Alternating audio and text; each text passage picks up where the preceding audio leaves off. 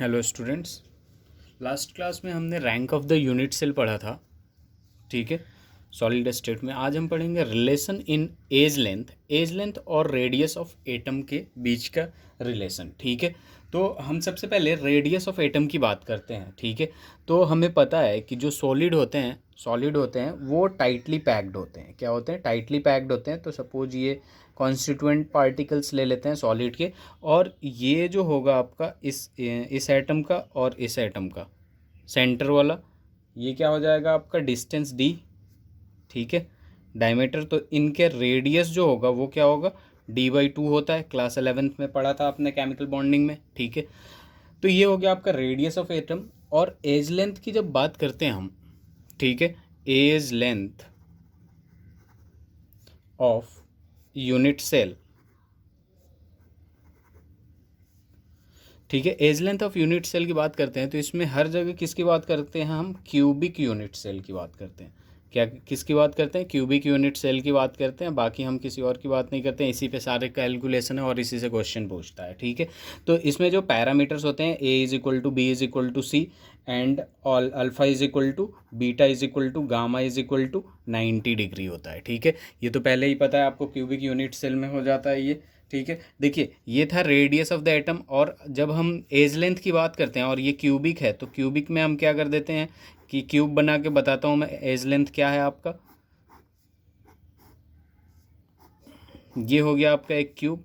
तो ये जो साइड होता है यही होता है आपका एज लेंथ। और ये यहाँ पे क्या होता है क्यूबिक यूनिट सेल में, सारे के सारे जो साइड होते हैं, A is equal to B is equal to C, ये सारे क्या होते हैं? इक्वल होते हैं, ठीक है। तो हमें रेडियस ऑफ एटम और एज लेंथ में रिलेशन जो निकालना है वो सिंपल क्यूबिक यूनिट सेल के लिए निकालना है, फेस सेंटर्ड यूनिट सेल के निकालना है और बॉडी सेंटर्ड यूनिट सेल के लिए निकालना है, ठीक है। तो हम इसी पे डिस्कस करेंगे और सबका रिलेशन निकाल के शो करूँगा।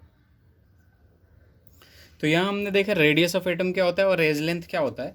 तो अब इन दोनों का रिलेशन हम सिंपल क्यूबिक यूनिट सेल में निकालते हैं। तो देखिए, क्यूबिक की बात करते हैं तो ये क्यूब एक बना दिया मैंने, ठीक है। और यूनिट सेल में हमें पता है कि जो एटम्स होते हैं सिंपल क्यूबिक यूनिट सेल में वो कहाँ प्रेजेंट होते हैं, ठीक है, कॉर्नर पे प्रेजेंट होते हैं। और कितने कॉर्नर होते हैं? टोटल 8 कॉर्नर्स होते हैं, ठीक है। हमें यहाँ पे relation between atom, radius of atom और एज लेंथ बताना है, तो हम किसी दो एटम के सेंटर को पकड़ लेते हैं, ठीक है। अब यहाँ देखिए कि ये क्या है आपका? सेंटर ऑफ द एटम है, ठीक है। यहाँ पे जो एटम होगा वो ऐसा कुछ होगा, ठीक है। और यहाँ पे भी, क्योंकि एटम क्या होते हैं? स्फेरिकल होते हैं। अब ये देखिए कि इसका जो रेडियस होगा वो क्या होगा? आर होगा। इसका भी रेडियस क्या होगा? आर होगा, क्योंकि दो स्फेयर है, दोनों सेम ही है। और यहाँ से यहाँ तक का डिस्टेंस जो एज लेंथ का है वो क्या होगा?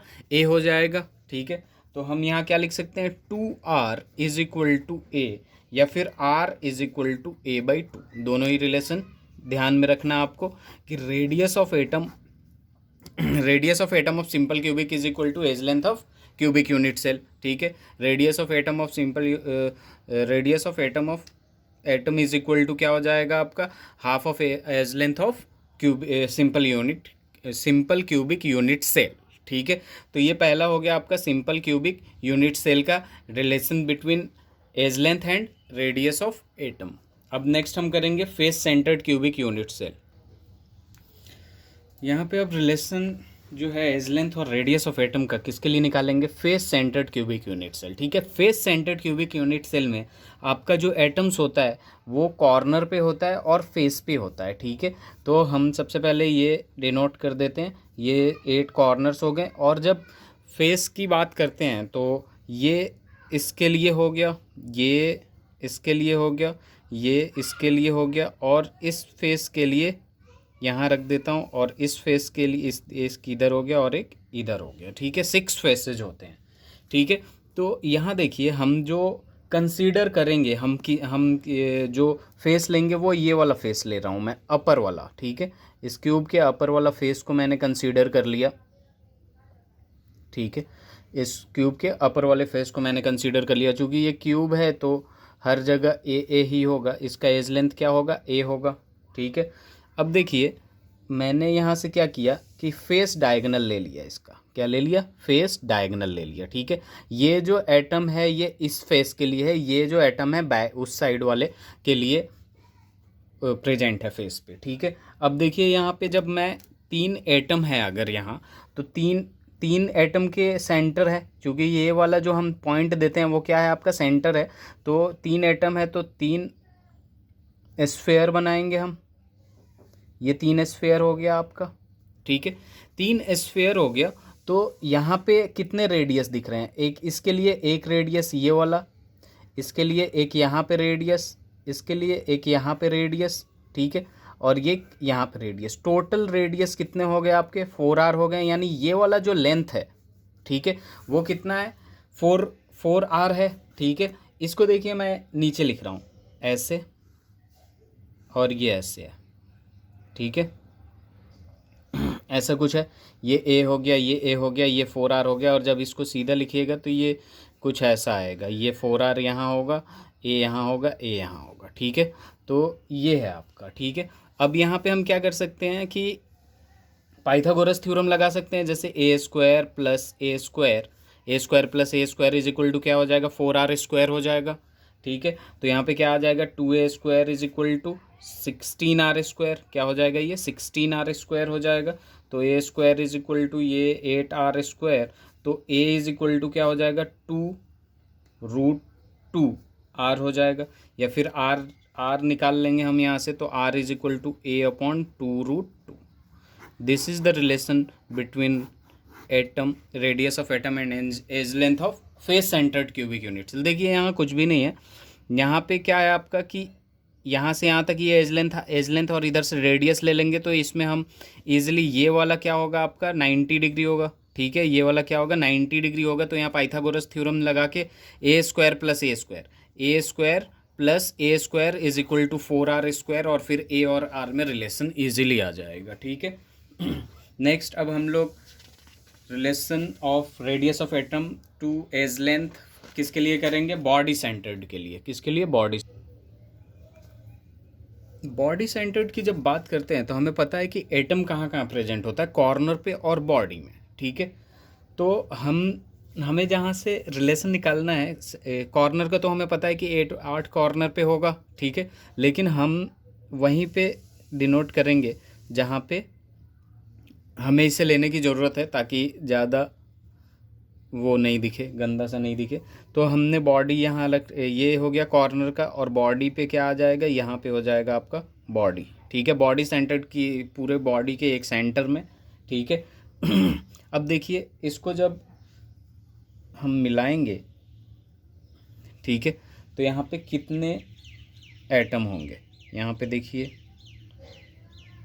1 2 3 हो गए, ठीक है। अब यहाँ से ये सीधा सीधा ऐसे हो रहा है, यहाँ से यहाँ तक का ये कितना होता है आपका a होता है, यहाँ से यहाँ तक का ये क्या होगा आपका a होगा, यहाँ से यहाँ तक का ये क्या होगा आपका a होगा। इसमें भी पाइथागोरस थ्योरम लगाएंगे, अगर यहाँ से यहाँ जाने का जो रास्ता है this square plus this square plus this square, ठीक है, मैथमेटिक्स, तो इसे हम क्या कहते हैं आपका बॉडी डायगोनल कहते हैं, क्या कहते हैं, बॉडी डायगोनल कहते हैं, ठीक है। तो ईजिली यहाँ हो जाएगा कि ये क्या है आपका, देखिए यहाँ से यहाँ तक इस स्फेयर का एक r, यहाँ से यहाँ तक इस स्फेयर का एक r, यहाँ से यहाँ तक एक r, यहाँ से यहाँ तक, टोटल कितना आ गया आपका 4r हो गया। तो 4r का whole square is equal to a square plus a square which is equal to 3a square, ठीक है, और ये क्या हो जाएगा 16r स्क्वायर हो जाएगा, ठीक है। तो r square is equal to क्या हो जाएगा 3/16 a स्क्वायर, और r इज इक्वल टू क्या हो जाएगा √3/4 a हो जाएगा। तो दिस इज द रिलेशन, ठीक है। ये √3/4 a हो जाएगा। तो यहाँ पे मैं एक सिंपल सा लिख देना चाहता हूँ कि सिंपल के लिए क्या हो जाता है, फेस के लिए क्या होता है, और फिर बॉडी के लिए क्या होता है, तीन ही चीज़ है ना। सिंपल के लिए क्या हो जाता है आपका r is equal to a/2, face के लिए क्या हो जाता है r is equal to √2/4a, body के लिए क्या हो जाता है √3/4a। देखिए ये सिंपल वाला तो एकदम इजी है, फेस में कितने वो होते हैं a square plus a square twice of a square, तो 4a, बॉडी में कितना हो A square plus A square plus A square, thrice of A तो √3/4 है। यहाँ पे आप देख सकते हैं ठीक है कि 2 बार ए मिला तो √2, इसको मैंने अलग तरीके से लिखा है यहाँ पे, ठीक है। तो आपका इजीली ये हो जाएगा, ठीक है। √2/4 कैसे हुआ, मैं अभी आपको प्रूफ कर देता हूँ कि यहाँ पे अगर मैं a/2√2 इंटू √2 से मल्टीप्लाई कर देंगे तो ये क्या हो जाएगा √2a, और √2 इंटू √2 2 हो जाएगा, 2 4 हो जाएगा, तो ये इजीली हो जाएगा, ठीक है। यहाँ पे मैंने तीनों के बारे में एक चार्ट बना रखा है, ठीक है। तो क्रिस्टल सिस्टम रैंक या फिर एटम पर यूनिट सेल और relation in A and R. देखिए सिंपल क्यूबिक यूनिट सेल में हमें पता है रैंक यानी एटम्स पर यूनिट सेल कॉर्नर पे बस होते हैं, तो कॉर्नर 8 × 1/8 से 1 आ जाता है। और यहाँ पे जो रिलेशन होगा ए और आर का, r = a/2 या फिर a = 2r।